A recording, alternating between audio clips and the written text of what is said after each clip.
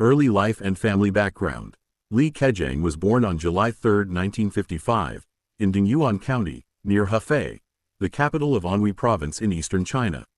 His father was a local official, which placed the family within the bureaucratic class during a tumultuous period in Chinese history. Growing up amid the Cultural Revolution, 1966–1976, Li experienced the era's disruptions firsthand. In 1974, he graduated from Hefei No.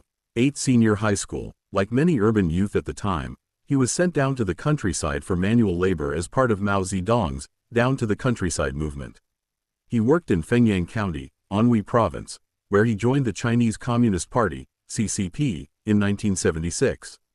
During this period, he rose to become the party head of a local production team and was honored as an outstanding individual in the study of Mao Zedong thought, reflecting his early alignment with party ideology. Education and early career. With the end of the Cultural Revolution and the restoration of higher education under Deng Xiaoping's reforms, Li entered Peking University, then Beijing University, Law School in 1978, one of the first cohorts admitted after the decade-long hiatus in university entrance exams. He quickly distinguished himself, becoming president of the Student Council, under the mentorship of Professor Gong Xiongru, a British-educated expert on Western political systems. Li studied comparative law and translated key Western legal texts, including Lord Denning's The Due Process of Law. He earned a Bachelor of Laws, LLB, degree in 1982. Rather than pursuing opportunities abroad, such as a chance to study in the United States, Li chose to deepen his involvement in party work. That same year, he was appointed Communist Youth League of China, CYLC, Committee Secretary at Peking University. In 1983, he became an alternate member of the CYLC Central Committee's Secretariat, where he worked closely with Hu Jintao, a rising star who would later become CCP General Secretary. By 1985, Li had advanced to full secretary in the organization. Li returned to Peking University in 1988 for graduate studies in economics, studying under the influential reformist economist Li Yining. He completed a Master of Economics in 1991 and a Doctor of Philosophy, Ph.D., in economics in 1995. His 1991 doctoral dissertation, titled On the Ternary Structure of the Chinese Economy, analyzed China's economic divisions into planned, market, and traditional sectors and was awarded the prestigious Sun Yifeng Prize in 1996, recognizing its contributions to economic theory. Entry into politics and key positions in the Communist Youth League.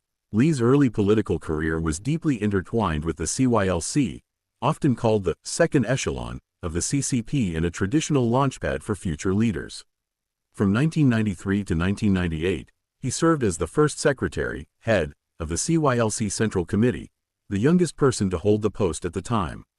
During this tenure, he launched the Youth Volunteers Operation, a nationwide program mobilizing young people for public service, which helped modernize the League's image and expand its reach.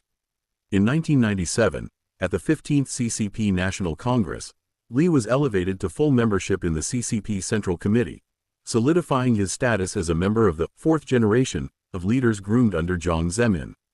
Provincial roles and rise to national prominence.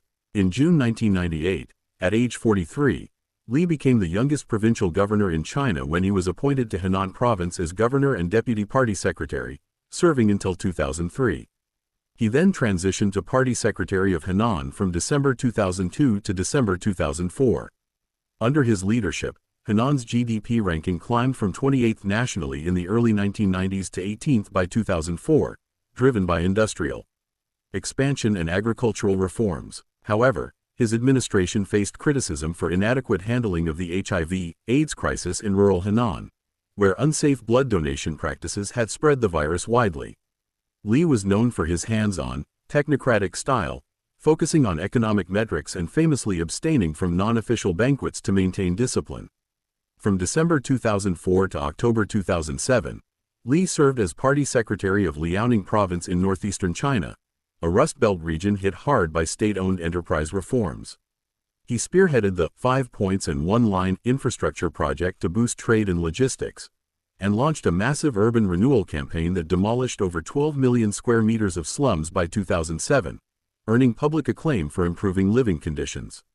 During this time, he developed the Li Keqiang Index, an alternative economic gauge based on railway cargo volume, electricity consumption, and bank loans, bypassing official GDP figures for a more reliable snapshot of growth. Li's provincial successes propelled him to the national stage. At the 17th CCP National Congress in October 2007, he joined the 25-member Politburo and its elite 9-member Standing Committee as the 7th ranking member, seen as a frontrunner for the premiership. Tenure as Vice Premier, 2008-2013. In March 2008, Li was elected Executive Vice Premier, first ranking among Vice Premiers, by the National People's Congress, NPC, serving under Premier Wen Jiabao until 2013. His portfolio encompassed economic development, finance, climate change, and public health. He chaired key commissions overseeing the Three Gorges Dam resettlement and the South-North Water Transfer Project, massive engineering feats to address water scarcity. Li played a pivotal role in China's response to the 2008 Sichuan earthquake and the global financial crisis, helping design a 4 trillion yuan ($586 billion) stimulus package to sustain growth amid the Great Recession. At the 2010 World Economic Forum in Davos, he advocated for sustainable development and green growth. In speeches from 2010 to 2012, he pushed for structural reforms, including boosting domestic consumption, accelerating urbanization, and rebalancing the economy away from exports and investment. Premiership, 2013-2023, Policies, Challenges, and Dynamics with Xi Jinping. Following the 18th CCP National Congress in November 2012, where he became the second-ranking member of the Politburo Standing Committee, Li was elected Premier by the NPC on March 15, 2013, with 2,940 votes in favor, 3 against, and 6 abstentions, succeeding Wen Jiabao. As Premier, Li oversaw the State Council, China's cabinet, and focused on economic liberalization within the constraints of Xi Jinping's centralized leadership. He championed a shift from export-led growth to consumption-driven models, launching the Shanghai Free Trade Zone in 2013 to pilot financial reforms and the Made in China 2025 plan in 2015 to advance high-tech manufacturing. Domestically, he promoted mass entrepreneurship and innovation, urbanization for 250 million rural migrants, and bureaucratic streamlining, famously decrying bizarre requirements like proof of maternal relation for benefits in a 2015 speech. Economically, Li's Liconomics strategy emphasized deleveraging state debt, ending reliance on massive fiscal stimuli, and pursuing supply-side reforms. Between 2015 and 2020, his administration implemented tax and fee cuts totaling 7.6 trillion yuan, $1.1 trillion, to ease burdens on businesses and households. He continued to refine the Keqiang Index for policy calibration. Li managed China's COVID-19 response as head of the Central Leading Group starting in January 2020, extending the Lunar New Year holiday to curb spread, visiting Wuhan on January 27, the first top leader to do so, and rolling out welfare for affected migrant workers.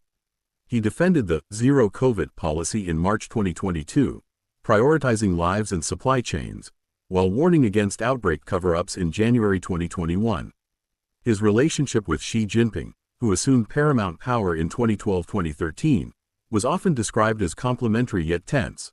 Li as the pragmatic economist to Xi's ideological strongman.